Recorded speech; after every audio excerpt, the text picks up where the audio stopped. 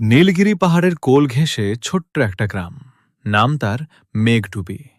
গ্রামের শেষ মাথায় একটা পুরনো একতলা কাঠের বাড়ি। সেই বাড়ির বারান্দায় বসে প্রতিদিন বিকেলে চা খেতেন অবিনাশবাবু। তিনি প্রাক্তন স্কুল শিক্ষক, একাই থাকেন। একা থাকার অভ্যাসটা তাঁচার বাঁধার বহু বছরের, কিন্তু ইদানিং একাকিত্বটা তাকে একটু বেশিই গ্রাস করছিল। গ্রামের মানুষ তাকে শ্রদ্ধা করত, কিন্তু তার গম্ভীর স্বভাবের কারণে খুব একটা কেউ সাধে কথা বলতে আসত না। অবিনাশবাবুর দিনগুলো কাটত বই পড়ে আর বারান্দার টবে লাগানো গাছগুলোর পরিচর্যা করে। এমনই এক বর্ষণমুখর বিকেলে তার জীবনে একটা ওলটপালট করা পরিবর্তন এলো। এক অচেনা অতিথি। সেদিন সকাল থেকেই অঝোরে বৃষ্টি পড়ছিল। পাহাড়ের দিক থেকে ঠান্ডা হাওয়া এসে দোলা দিচ্ছিল জানলার পর্দায়। অবিনাশবাবু তখন রবীন্দ্রনাথের গল্পগুচ্ছ পড়ছিলেন। আচমকা রান্নাঘরের দিক থেকে একটা ঠুংথাং শব্দ হল। তিনি চশমাটা নাকের ডগায় নামিয়ে লাঠিটা হাতে নিয়ে ধীর পায়ে এগিয়ে গেলেন। ভাবলেন হয়তো কোনো কাঠবিড়ালি বা বাঁদর ঢুকেছে। কিন্তু রান্নাঘরে ঢুকে যা দেখলেন তার জন্য তিনি একেবারেই প্রস্তুত ছিলেন না। রান্নাঘরের কোণে একটা প্লাস্টিকের ঝুড়ির আড়ালে গুটিসুটি মেরে বসে আছে একটা ছোট ছেলে। বয়স বড়জোর ৭ বা ৮।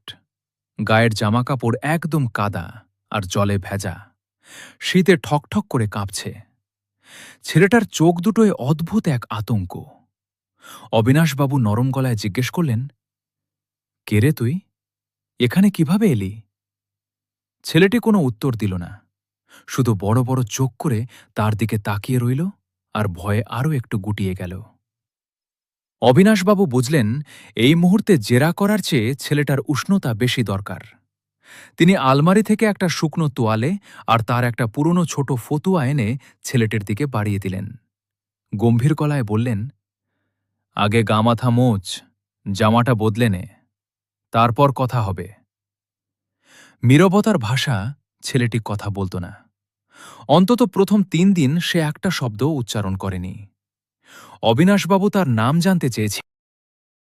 সে মাথা নিচু করে রইল। তবে ছেলেটি চোর বা বদমাইশ নয় সেটা অবিনাশবাবু দ্রুতই বুঝে গেলেন। সে খুব শান্ত। খিদে পেলে চুপচাপ টেবিলের সামনে এসে দাঁড়ায়। অবিনাশবাবু খেতে দিলে বাধ্য ছেলের মতো খেয়ে আবার বারান্দার কোণে গিয়ে বসে থাকে।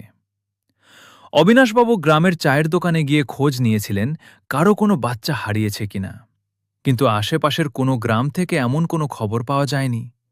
অগত্যা অবিনাশবাবু ছেলেটিকে নিজের কাছেই রেখে দিলেন এবং তার নাম দিলেন মেঘ, কারণ সে মেঘের মতোই আচমকা